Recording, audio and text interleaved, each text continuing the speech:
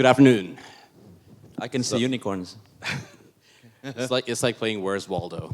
Where are the unicorns? Right. Very exciting panel.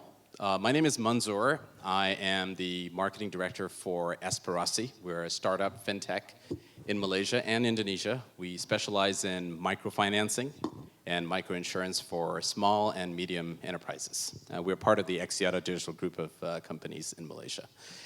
All right, so very exciting topic, Southeast Asian investment landscape. Where are the unicorns?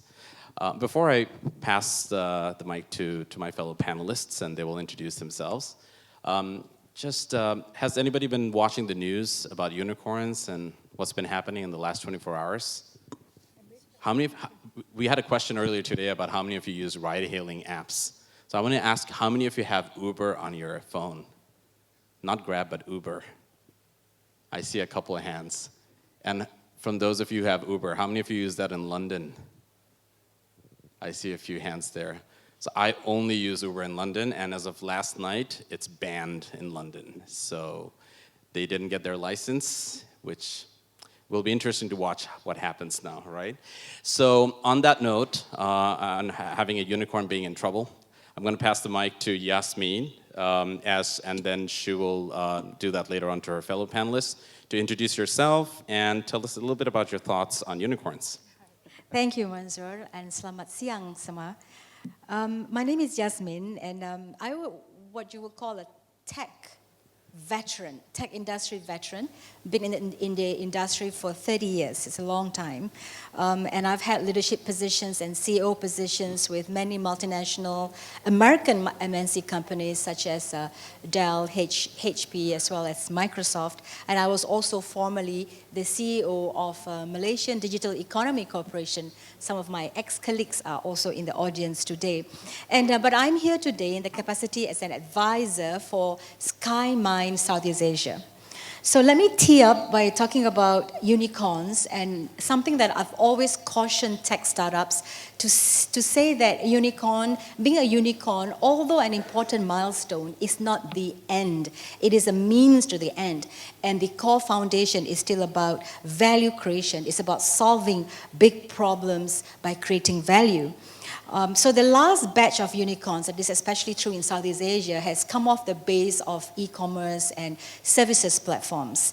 But our bet is that the next batch, and I think few will disagree with this, will come from the AI and deep learning-based tech companies. Just looking at the numbers, in 2008 over 2017, deal count into AI has moved from 132 to 178, and the capital invested into AI companies over the year has grown more than double, from 1.2 billion to 2.3 billion. So then the segue into skymind. Skymind is founded in 2014 out of San Francisco, and it started as a consulting arm to support the open source DL4J, or deep learning for Java. For those of you not familiar, DL4J, founded by skymind's co-founder, Adam Gibson. He's known as the father of DL4J. And as of today, accumulated more than 20 million downloads and counting as we speak. And the big users such as Huawei, Apple, Samsung, and even NASA. And it is the only AI platform that is accepted into the Eclipse Foundation. Yeah?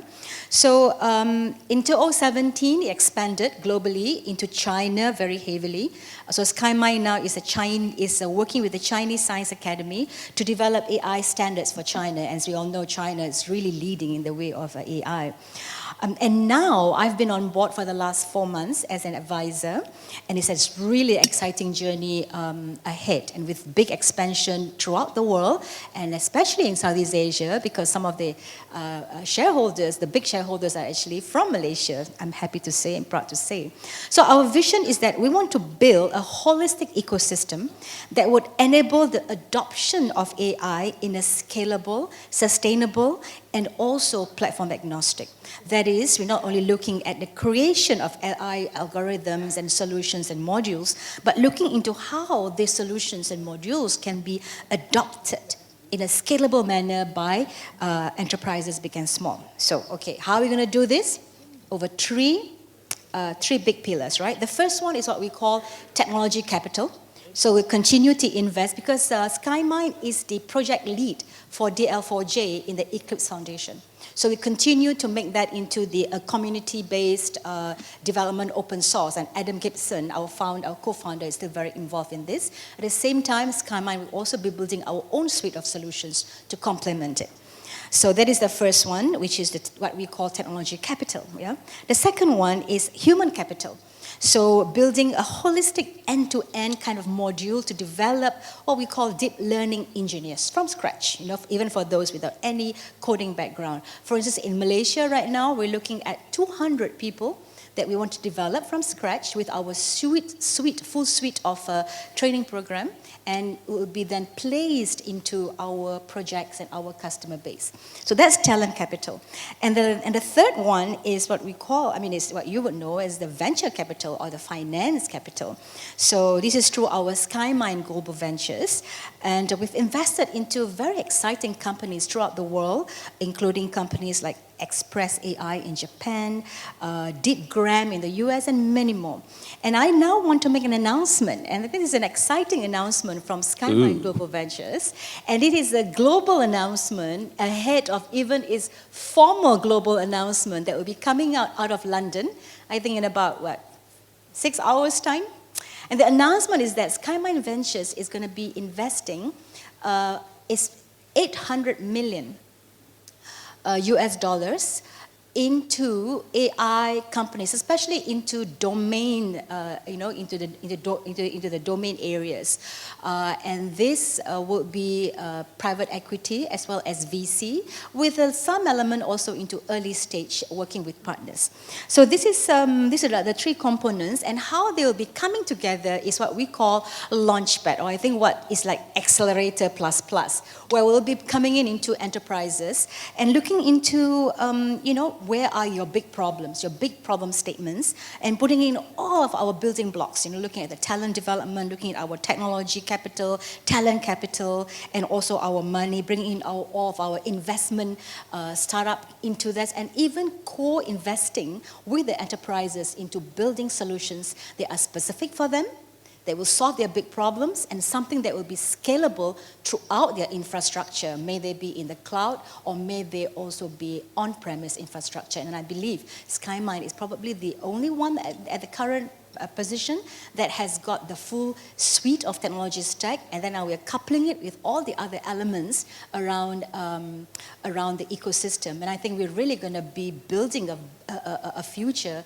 for, or defining the future for AI adoption. So you can see I'm very excited about it, so I'll stop now. Thank you. Fantastic. Looks like we're going to have to watch out for that investment news. Thanks, Yasmin.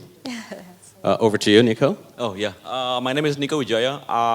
I'm formerly CEO and co-founder of MDI Ventures, corporate venture capital backed by Telkom Indonesia. And then I just recently joined BRI Ventures, which is backed by the Indonesia's largest bank, Bank Rakyat, with AUM of 500 million US dollars. Coming back to where are the unicorns right now? When we started MDI Ventures back in 2015, Gojek was nowhere around the size of Gojek of today. And Tokopedia was, I guess, around 100 million valuation. Grab wasn't, there's basically probably less than 200 million valuation. So where we aim for MDI Ventures back in the day was that we try to bring all the verticals, many verticals from all around the world. So we invested in 10 countries. We have 7 exits so far. We invest in growth stage, later stage, because our fund back in the day was the largest in Indonesia, which is 100 million US dollar in AUM. Now the fund grow into $200 million. So when we scour the earth to find the best technology, so we invested from advertising technology even to space technology in Silicon Valley.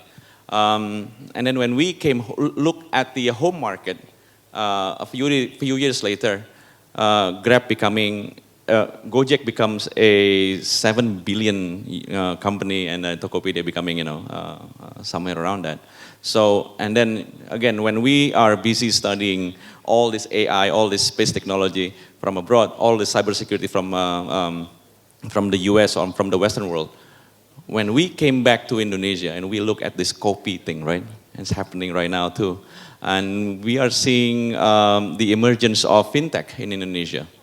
So if you ask, if you put the questions out there, where is the next unicorn will come from this part of the world, it will be fintech in Indonesia, because we just had our fifth unicorn in Indonesia called OVO. So OVO just turned into unicorn like a few months ago, I guess, too. And it's pretty normal, because when you see in every country, internet revolution started with e-commerce, when you connect sellers and buyers, and the next logical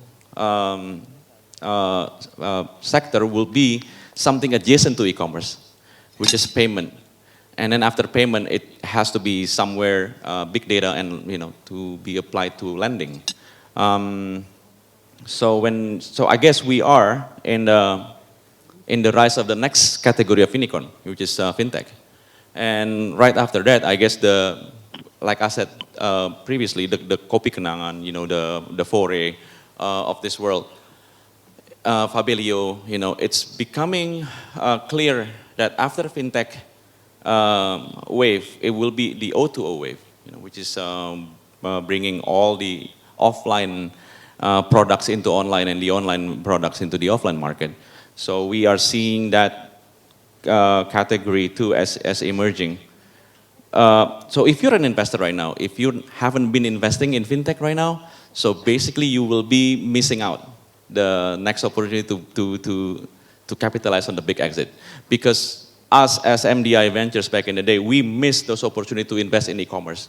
Only to find out that we kind of enjoy our exits in Centaur class of companies too.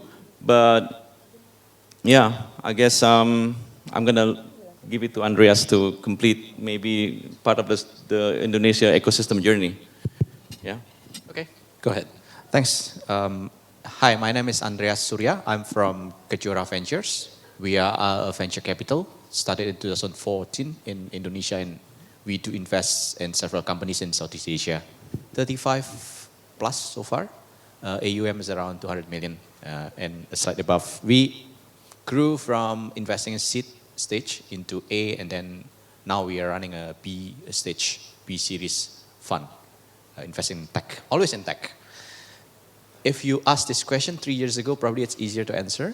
It's quite obvious, but now not so, yeah, not so easy. But again, if I need to make a prediction of educated guess, I agree with Nicko. Fintech is the obvious one. We haven't seen too many. AI, I don't know. I agree with Dato on another point. So, fintech is one. Let's see. We do hope. There are many models of fintech there. We do hope. That's because we have co-investment together, bro. Okay. Conflict of interest there. To be announced, yeah, soon. But yes, that's one. And adjacent to e-commerce, logistics. We think that there are many logistics companies actually. If you value it with startup valuation, they are past $1 billion already. But they don't follow that value path or that valuation method. So there should be unicorn actually, logistics. And then education, why not? EduTech. EduTech and health technology, I guess. Yeah. The emergence of HelloDoc and iLoDoctor, those kind of company too. I think those kind of company that kind of solve people's problem, Exactly. especially in this part of the world. Yeah.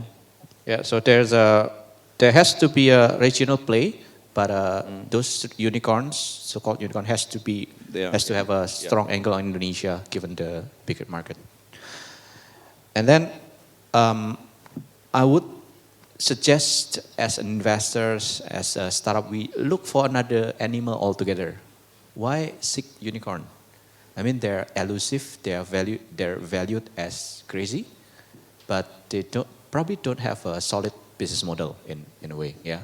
So why don't we look for some other animals? I don't know what, big enough, can run fast. Centaur. Centaur? Centaur. Okay. Half man, half horse. Or half donkey. But the main reason is they have to get a so-called solid economics, solid business model. Yeah, and we as investors, we need to encourage that, not hey, drive your valuation like crazy to 1 billion and up, but hey, build your economics, build your business, build your value. I guess the verdict is out. I mean, fintech in Indonesia, no doubt. But we have a lot of guests here today from Vietnam, Philippines, across Southeast Asia, though. What would be the more likely adjacencies to look into besides fintech, I think? I think you touched a little bit on edutech. But what about in the areas, and I want to bring it back to maybe Yasmin talking about building the skill sets in AI and deep learning and looking at more immediate extensions in RPA and office automation. I saw a little note up there from this Malaysia's first digital company secretary, the founder, right? So I think if you look at what I mentioned earlier about, is the fact that we have to solve big problems. Unicorns comes in when they have found a problem that needs to be solved and coupled it with cutting edge technology. And the good part is in Southeast Asia, there are so many problems to be solved. We've solved the problems in the area of e-commerce, which is around trade. We've solved the problem around inefficiencies in services, which is why we have all these platform services coming up. And there's a lot of problems to be solved around financial inclusion, which is why, yes, I do agree, you will be seeing fintech as the next coming up, and logistics too, and so on. So there's a lot of problems to be solved. And, we talk about, I'm really passionate about what we are doing in SkyMind. So, AI is both a specific domain, because you have got AI that cuts across even fintech, AI for credit risk assessment, you have also AI that cuts across into medtech and so on. But I do want to make a point about the fact that how are these unicorns, or how this value gets to market. I think right now it is really very in its own bucket. So you have got venture capitals who come in, then you've got talent on one side. So I think where I truly believe, where I'm truly excited about what the SkyMind approach is and why I think this is unique, is the fact that we are bringing it all together, which includes the technology. Things will organically move as it will, and he has moved to that.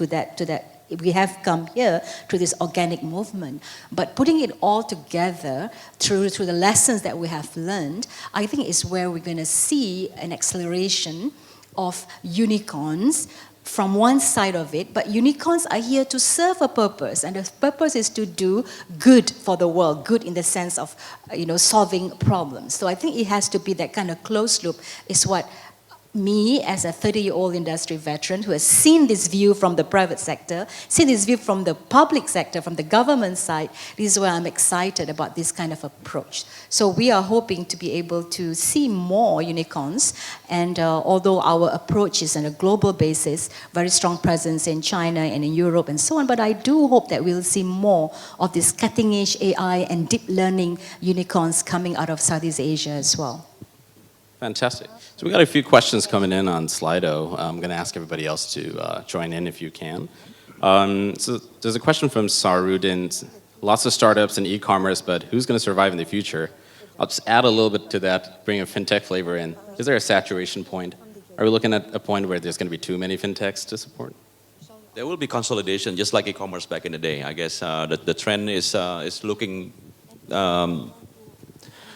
into pretty much the same play, because the OJK is limiting some of the especially lending fintech to be around. So and we are seeing the emergence of many fintech players are now acquiring traditional players like a multi-finance or even a bank, right? So consolidations is happening right now, actually. OVO and Dana, it's no secret, right? They still hush, but it's happening. Everybody knows. Everybody knows. So what else? Our portfolio maybe some is joining together too. Yeah, and it's the window of opportunity here in fintech is only like 2-3 years ahead. So if you're not if you're not investing in fintech right now, if you're a VC or if you're PE, if you're not investing in fintech right now, a dominant fintech, which value at 100 million and above, you probably won't get to see another Tokopedia in fintech or Gojek in fintech, something like that. Yeah, looking as Indonesian market, the penetration of e-commerce is still pretty low. As well as penetration of fintech, actually, there are numbers, a lot of fintechs, but if you sum up the aggregate lending or aggregate AUM that they manage, it's still small compared to the credit gap. So that is required by the people. So yes, there will be, but actually we need them to grow more, actually, to drive, to access the market. Fantastic. Do we have any other questions? Because I don't see any more in Slido, and there's a time up flashing in my face right there. Questions on the floor? We can take it on mic as well. Oh, there's a question up there. Somebody get a mic to that corner.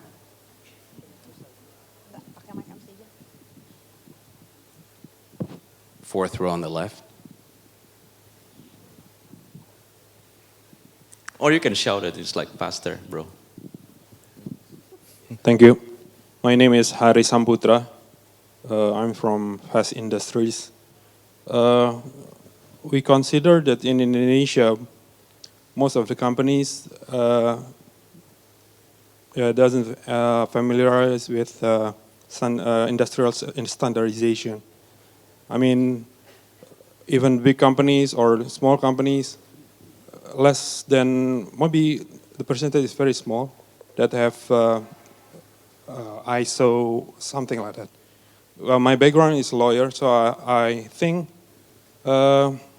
that's the most important things that our organization should be create by the standardization that globalize. There's not just Indonesia, most of the countries in this world. Thank you. What was the question again, man?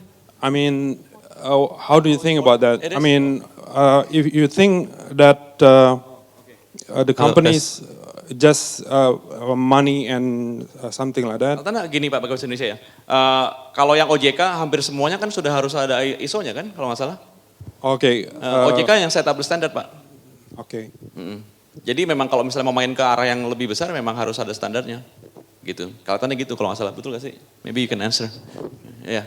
Kita seeing more and more standards being implemented, kayak QRIS ya, Indonesia Payment Standard QR Code, which I think it's interesting to drive this industry. Yeah. Setuju Pak? Agree. There's another hand up here.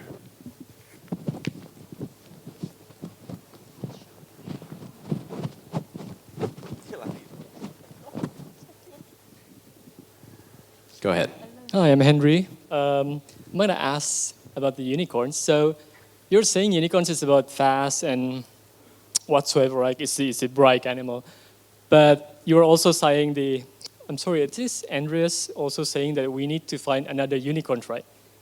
Yeah. Can we find something else that is not necessarily as fast? No. Okay, why it needs to be fast? Because we are VC, we are greedy, we want money.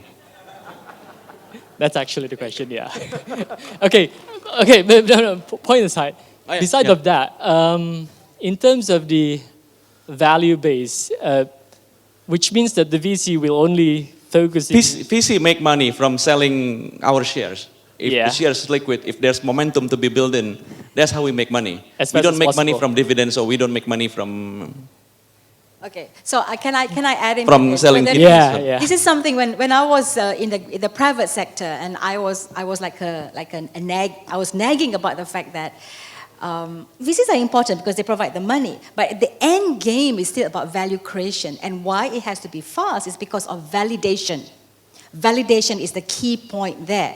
And once it's validated and the VCs come in, they make their money that needs to become. But at the end of the day, the end of the day, the value creation has to be what you as startups, as companies have to be anchored on. Otherwise, we have seen what has happened. What's happened to unicorns that has become, I don't know what's the opposite of unicorn, but has really Cockroach. become a cockroach, right? Which is okay too, Yeah. So They I can think die. that's why I always propagate the fact that you must be anchored on what you believe in to be able to add value to humanity, and from there monetize your value creation. Perfectly accepted by Yeah. Yasmin. Thank That's- you. I was at the MIT Research and Development Conference last week in Boston, and a very similar question was asked: where are the unicorns? And the answer was, it's at the MIT R&D labs, right? So I think obviously and if we had maybe among our panelists some angel investors, they would talk a little bit about, hey, we'll get to the validation stage. Let's first get something going, and then we'll talk about discussing with VCs. The emergence of unicorns as well, right? It created one dilemma, which is most of the unicorns are now the active buyers in M&A. Our original thesis was that corporate will be the acquirer, in all this fintech valuation. But instead, corporate took so long to conduct M&A. So this, if you can see, Grab has been like shopping spree with a lot of companies, and Gojek too with Mocha. So Mocha could be the next unicorn, but instead of Mocha turning into unicorns, Gojek bought it for like some $100 million. Great. Any more questions? I know it's one last question if we can. Yeah? We can't? We're out of time. So you have to post it on Slido. We'll get back to you. Thank you very much. Thank you, guys. Thanks. Appreciate it. Thank you.